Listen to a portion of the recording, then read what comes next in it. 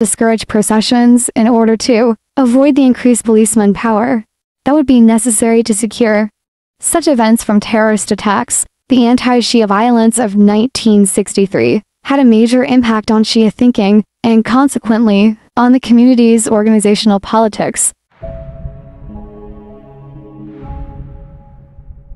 The Pakistan movement, spearheaded by Mohammad Ali Jinnah, the leader of the Muslim League, started gaining momentum in 1940. According to credible historical records, Jinnah was a Shia, though quite secular and non-sectarian in his worldview. This fact was known among his peers, but it had little or no impact on his political standing, as Phillips Talbot, a U.S. naval officer who worked in British India as a journalist, wrote in 1948, intense political zeal was more characteristic of Jinnah's career than personal religious practice. A member of a small Shiite sect in a country whose Muslims are predominantly Sunnis, he once described himself to the author as a rational believer in Islam. Interestingly, many of Jinnah's close political associates and a number of major financiers of the Muslim League were Shia. According to Vali Nasr, other important leaders, such as Khawaja Nazimuddin, who became Governor General of Pakistan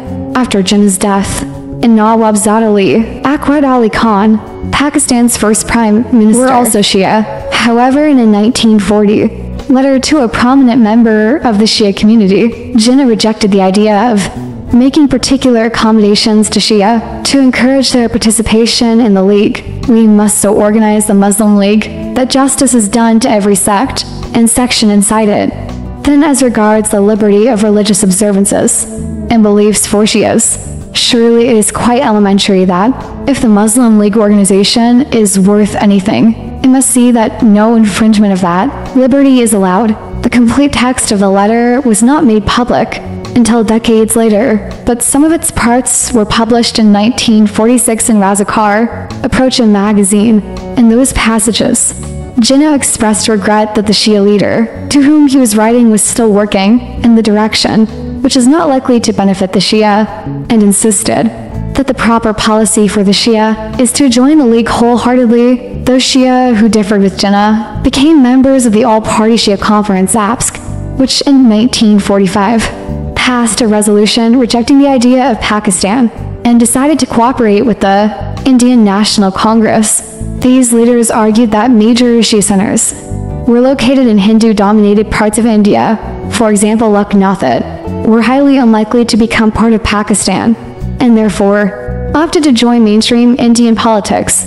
Although most of the conservative Islamic parties of British India were very critical of Jinnah and the demand for the creation of Pakistan, none of their leaders publicly raised sectarian objections against Jinnah. Clearly, Jinnah's rallying cry for an independent Pakistan was attractive to members of every Muslim sect in British India. This is not to say that the Shia lacked a distinct identity in the pre-partition political scenario.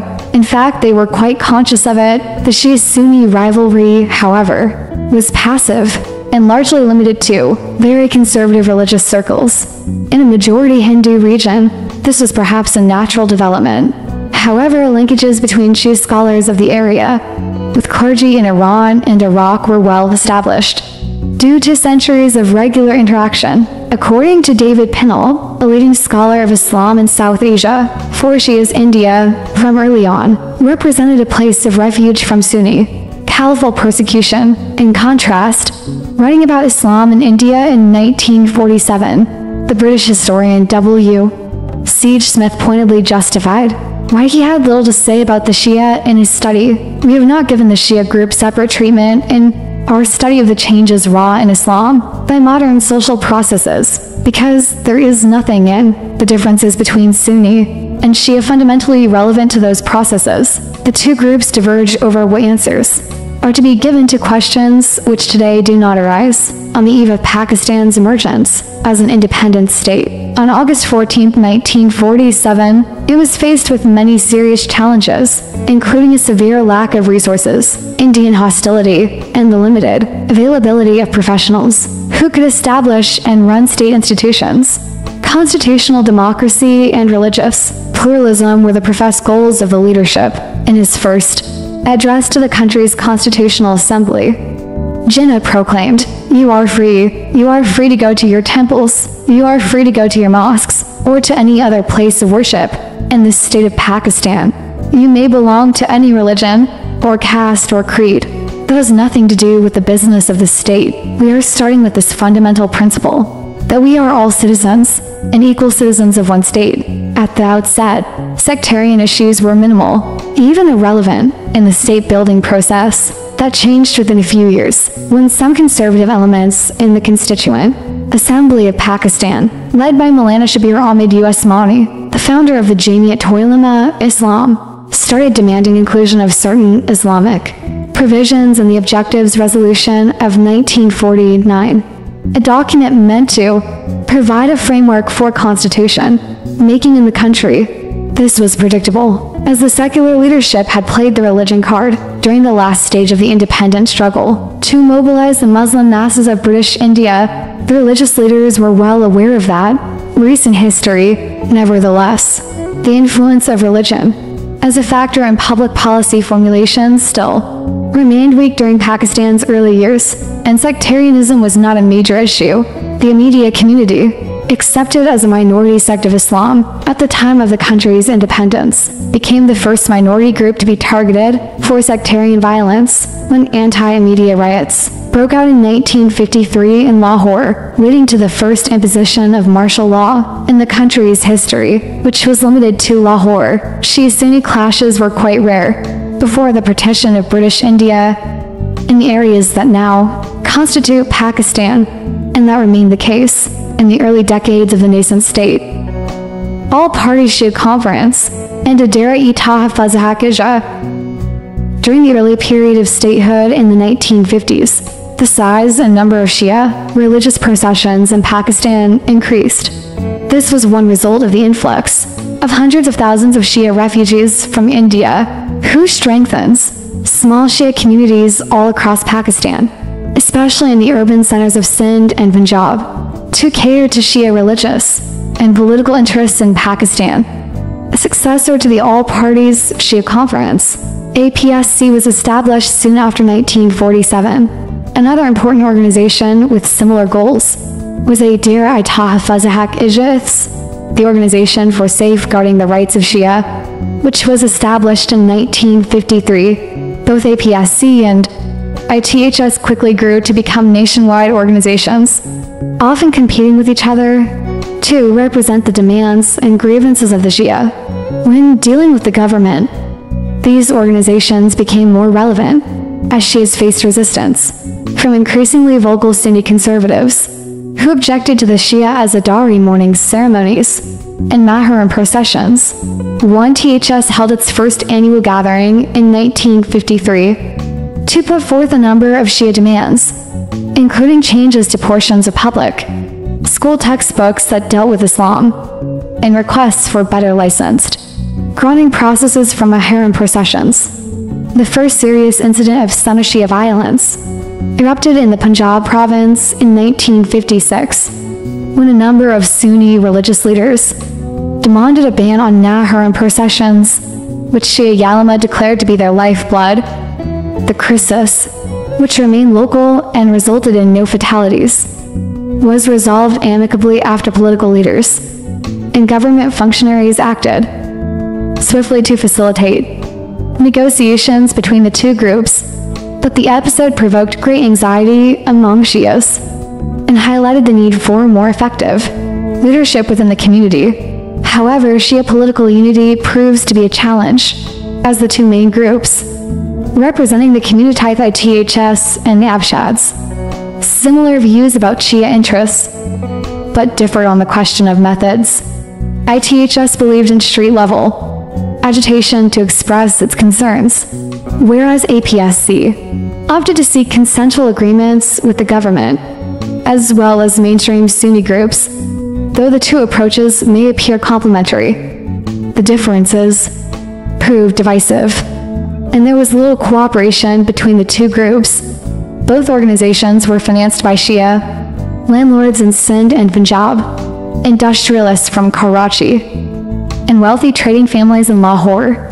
Many of these financiers were politically active at the national level and open to pragmatic compromises to ensure their presence in the power centers of the state. That accommodationist approach put them at odds with the ulema within the ITHS and APSC leadership, who sought more tangible political gains to advance their goal of expanding religious rights for Shia. In 1957, ulema and the two organizations jointly adopted a resolution to demand reserved seats for Shia in national and provincial legislatures. The proposal did not receive much support. Indeed, its main effect was to further expose the divide between the ulema and the landed Shia aristocracy, the Ayubara, and the changing dynamics of Shia-Sunni relations.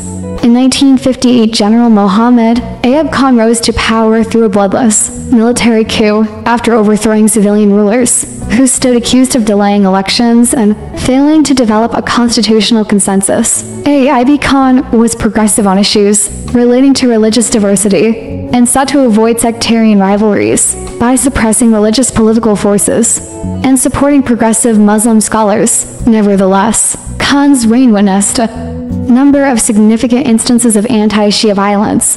In June 1963, Sunni extremists launched an attack on a Muharram procession in Thuri, a small town near Khyber in Sindh province, leading to serious sectarian tensions. 48, according to an international crisis group research report on sectarianism in Pakistan. It was an act of mass killings.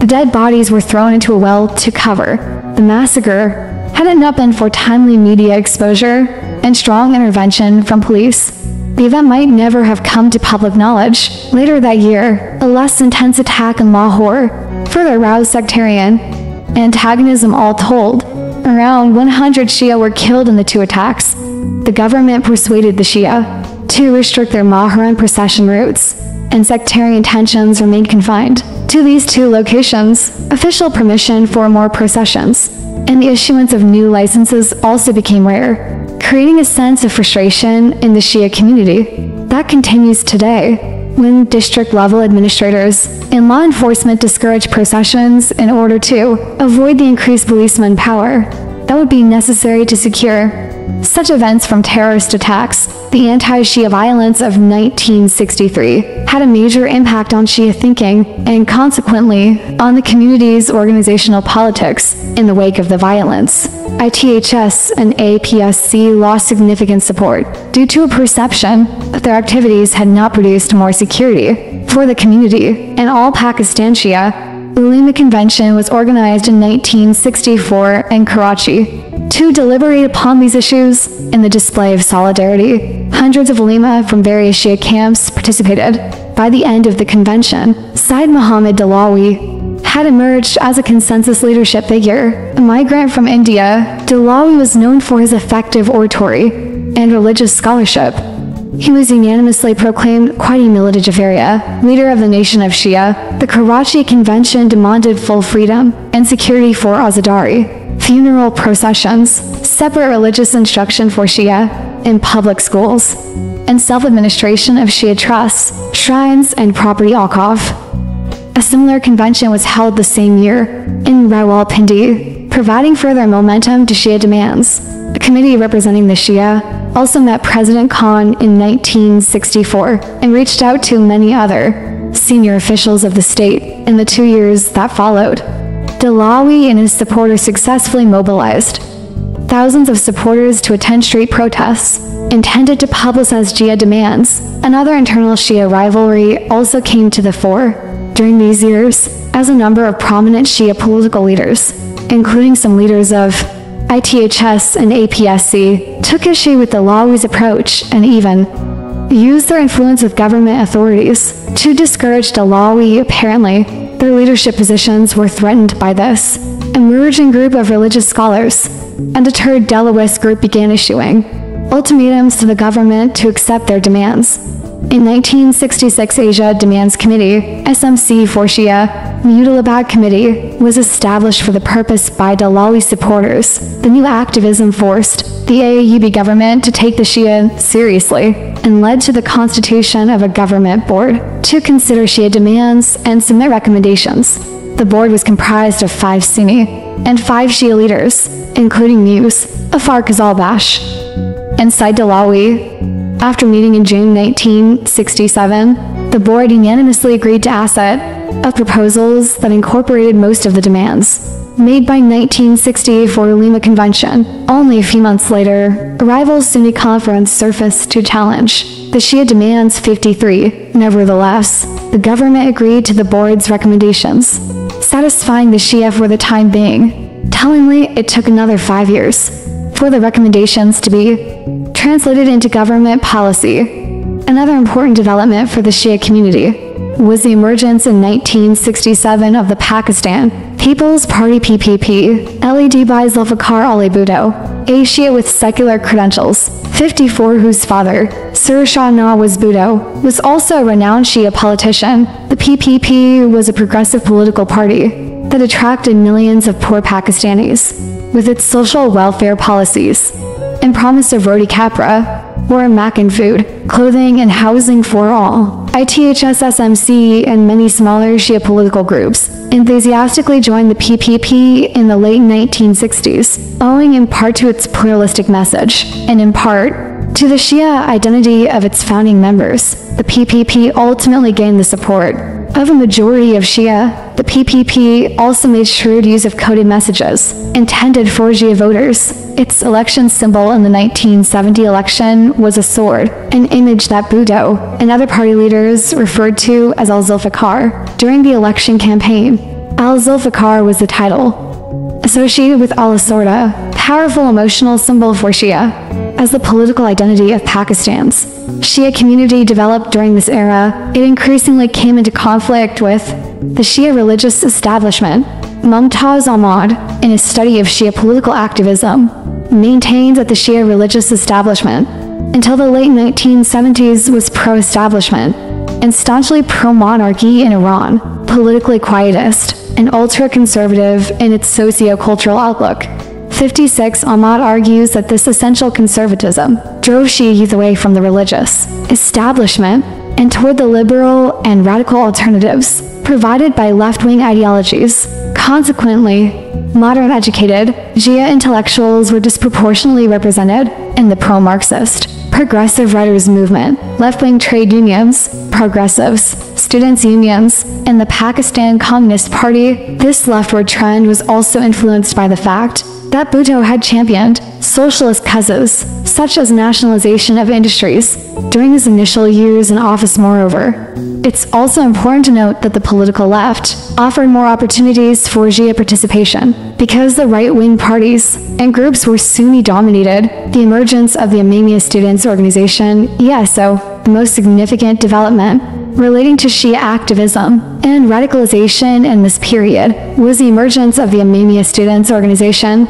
ESO, in May 1972, which marked a turning point for the mobilization of the Shia youth of Pakistan and ultimately led, in some instances, to militancy. Until the late 1960s, Shia students did not engage in student politics as Shia pers. However, Islami Jamooty Talaba IJT, the Islamic Society of Students, the student wing of Jamaat-e Islami, one of the leading religious political party of the country, had increased its presence and activities on college campuses by recruiting members for its parent organization, inspired by the IJT's example. A handful of Shia medical and engineering students in Lahore, under the leadership of Mohammad Ali Jinnah, invited 5 smaller Shia groups to merge and establish the Imamiyya Students Organization. The word Imamiyya refers to the 12 Shia imams. Gaining traction would prove to be a difficult task for the ESO, since at that time most Shia students were associated with left-leaning groups, or the PPP student wing. In addition, the leadership of the APSC and the ITHS strongly opposed the creation of ESO, fearing that it would be a socialist, leading organization that would challenge IJT and create an unnecessary rift. Slowly and gradually, ESO overcame this opposition by appealing to Diao, who were disillusioned from the politics of the left and whose families were religiously oriented. Naki's closeness to Shia ulema influenced the group's approach, and ESO was able to effectively reach out to Shia students in the major urban centers of the Kami Faisalabad, Rawalpindi, Multan Peshawar, and Karachabi. Combining religious and social aims, the ISA organized Azadarian college campuses during Muharram, helped poor students by providing free textbooks, facilitated lodging,